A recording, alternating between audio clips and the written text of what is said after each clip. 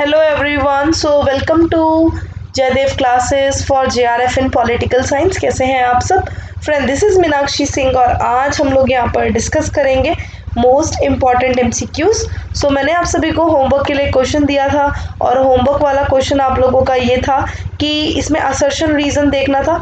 Assertion reason यहाँ पर देखोगे तो लुसियन पाए आइडेंटिफाई करते हैं 3 की ingredients of political development, equality, capacity and differentiation. Reason कहता है कि high level of differentiation lead करता है डेवलपमेंट एंड कैपेसिटी बिल्डिंग को। हिंदी देख सकते हो आप, अभिकथन, कारण, है ना। तो ये बेसिकली लुसियन पाई ने राजनीतिक विकास के 3 प्रमुख अवयवों समानता, क्षमता और भेदभाव की पहचान की। विभेदन का उच्चतर विकास और क्षमता निर्माण की ओर ले जाता है। तो यहाँ पर राइट आंसर होगा बिल्कुल बहुत है यार, true are is correct explanation of it. Lucian Pye ने 3 की इंग्रेडिएंट्स बताए थे, इक्वालिटी, कैपेसिटी एंड डिफरेंशिएशन, और हाई लेवल डिफरेंशिएशन लीड करता है डेवलपमेंट एंड कैपेसिटी बिल्डिंग को। तो ये ध्यान रखना, लुसियन पाई क्या बताते हैं, इनका कॉन्सेप्ट है पॉलिटिकल डेवलपमेंट। तो आप ये लोग ये ध्यान रखना। चलो नेक्स्ट क्वेश्चन है कि करेक्ट सीक्वेंस लगाना है पैसेज ऑफ बजट का। अब सबसे पहले क्या होगा, voting on grants, general discussion, finance bill या अप्रोप्रिएशन बिल। मैं आप लोगों को हिंदी दिखा देती हूँ। क्वेश्चन देखें, कौन सा बजट के पारित होने के संबंध में सही अनुक्रम है, अनुदान पर मतदान, आम चर्चा, वित्त विधेयक या विनियोग विधेयक। यहाँ पर राइट आंसर होगा बेसिकली, देखिए यहाँ पर ना कोड्स नहीं दे रखे थे, यहाँ पर अब आपको कोड्स दे रखे हैं क्योंकि करेक्ट सीक्वेंस में लगाना है ना। तो ये देखो कोड्स दे रखे हैं आपको, इन कोड में से देखो फटाफट।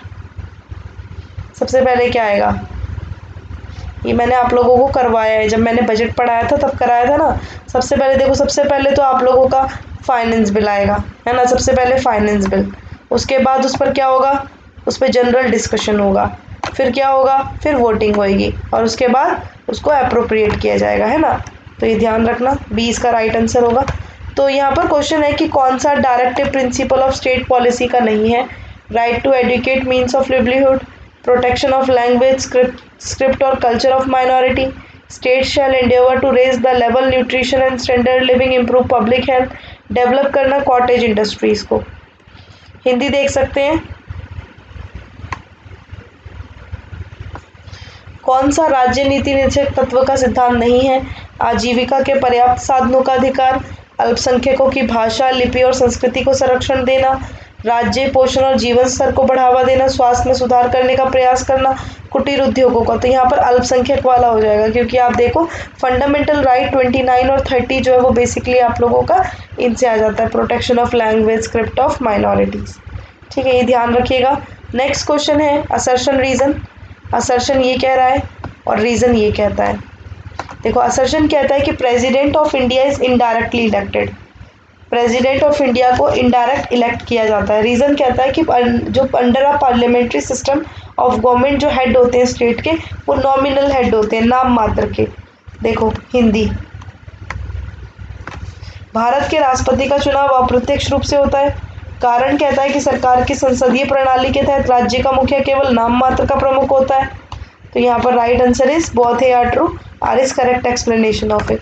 बिल्कुल सही बात है। देखो जो प्रेसिडेंट ऑफ इंडिया होते हैं उनका इनडायरेक्ट इलेक्शन होता है, वो इनडायरेक्ट चुने जाते हैं, है ना। जो हमने रिप्रेजेंटेटिव्स को भेजते हैं वही तो करते हैं, है ना। तो ये कला हस्तांतरण है, एक तरह से यहाँ पर देखा जाता है प्रोपोर्शनल सिस्टम, है ना। तो बेसिकली यहाँ पर जो अंडर अ पार्लियामेंट्री सिस्टम ये कैसे होते हैं, ये नाम मात्र के सदस्य होते हैं, सारे काम इनके नाम पर किए जाते हैं। उसके बाद नेक्स्ट क्वेश्चन है मनी बिल ऑर्गेनेट होते हैं only lower house of parliament. Reason कहता है कि लोअर हाउस ऑफ पार्लियामेंट एक पॉपुलर इलेक्टेड बॉडी है। ऑप्शंस देखो जल्दी, हिंदी, धन विधेयक संसद के निचले सदन में ही उत्पन्न होता है। कारण है संसद का निचला सदन एक लोकप्रिय निर्वाचित निकाय है। यहाँ पर राइट आंसर होगा बिल्कुल ठीक है, मनी बिल का आर्टिकल 110, है ना। और ये लोअर हाउस में ही आता है, lower house of the parliament एक पॉपुलर इलेक्टेड बॉडी है इसीलिए। यस, ये इसका बिल्कुल करेक्ट रीजन है, तो ये ध्यान रखना। चलो भाई ये देखो, ये क्वेश्चन का ना ये बेसिकली यहाँ पर आंसर दे दिया है इसका। तो कमेटी एक्सक्लूसिव कमेटी है राज्यसभा की, तो कौन कौन सी हो जाएगी, subordinate legislation, committee on government assurance, committee on paper laid on table. तो ये हो जाएंगे बेसिकली। अब देखो ये यही वाला क्वेश्चन था वो, ठीक है। तो यहाँ पर क्वेश्चन है कि कौन एडिटर और ऑथर है politics and state in India का। तो एम एन श्रीनिवास है क्या, धर्म कुमार है, जोया हसन है, अतुल कोहली है। यहाँ पर राइट आंसर क्या होगा, right answer is Zoya Hasan. Politics and state in India का कौन है, जोया हसन इसके author. Next, which of the following, यहाँ पर क्वेश्चन है कि प्रोवाइड किया गया इंडियन कॉन्स्टिट्यूशन में। रिलीजियस एजुकेशन को नहीं दिया जा सकता प्राइवेट एजुकेशनल इंस्टीट्यूशन में। Private religious institution presence is not a compulsory, है ना। Private religious institution presence compulsory है। और religious education can be imparted in governmental education institution. Hindi देख सकते हो आप लोग। भारतीय संविधान द्वारा निम्नलिखित में से कौन सा प्रदान किया गया है। निजी शिक्षण संस्थानों में धार्मिक शिक्षा नहीं दी जा सकती। निजी धार्मिक संस्थानों में धार्मिक शिक्षा में उपस्थिति अनिवार्य नहीं है। निजी धार्मिक संस्थानों में शिक्षा उपस्थिति अनिवार्य है। सरकारी शिक्षणों में धार्मिक शिक्षा दी जा सकती है। यहाँ पर राइट आंसर होगा इन प्राइवेट रिलीजियस इंस्टीट्यूशन जो प्रेजेंस है ना, वो कंपलसरी नहीं है रिलीजियस एजुकेशन की। चलो ये आप लोगों के लिए होमवर्क का क्वेश्चन है कि कौन सा पीशन मूवमेंट नहीं है, खेड़ा, तबलीग, तेलंगाना या देबंगा। हिंदी देख सकते हो। अरे चलो इसका ना आंसर मैं आपको दिखा देती हूँ क्योंकि दिख गया है। आप नेक्स्ट का आंसर करना, ठीक है। तबलीग जो मूवमेंट है बेसिकली वो पीशन मूवमेंट नहीं है। चलो इसका आंसर करना आप लोग कि कौन सा फ्रेज यूज किया था बेनेडिक्ट एंडरसन ने। Polycentric nationalism and Benedict Anderson का है। एथनोसेंट्रिक नेशनलिज्म है, इमेजिन कम्युनिटी है, लिबरल नेशनलिज्म है। और दूसरी चीज़, एक और चीज़ आप लोगों को बतानी है, बेनेडिक्ट एंडरसन को क्रिटिक कौन करता है, ठीक है। देखो आप लोग बहुत सारे बच्चे सोचते हैं कि हाँ चलो यार कमेंट में ना लिखो, ठीक है, वीडियो देख ली ख़त्म करो। लेकिन पता है मैं आप लोगों से जो क्वेश्चन पूछती हूँ फिर आप लिखते हो, तो ये पता है आपको ये लॉन्ग लास्टिंग है। आप ज़िंदगी भर इन चीज़ों को जो हम लिखते हैं ना वो हमेशा हमें याद रहता है। तो इसीलिए लिखा करो, ठीक है। कमेंट में हमेशा लिखो, जो मैंने पूछा है उसके बारे में ज़रूर बताओ। ओके, सो इसके अलावा चलिए, so daily plus and special classes Unacademy पे हो रही हैं। और रैपिड रिवीजन कोर्स मेरा 11 AM चल रहा है, स्पेशल क्लास 4 PM हो रही है। वॉरियर टेस्ट आज शाम को 8 बजे है, ठीक है। रिवॉर्ड्स रखे गए हैं, अगर आपकी रैंक 1 से रैंक 5 आती है तो 7000 का अमेजोन वाउचर। अरे हाँ, इसका अगर आप लोगों को लिंक चाहिए ना, ये फ्री है, फ्री लाइव टेस्ट है। आप कोई भी बच्चा अनअकैडमी पे आओ, अनअकैडमी ऐप इंस्टॉल करो, वहाँ पर फ्री में होगा ये।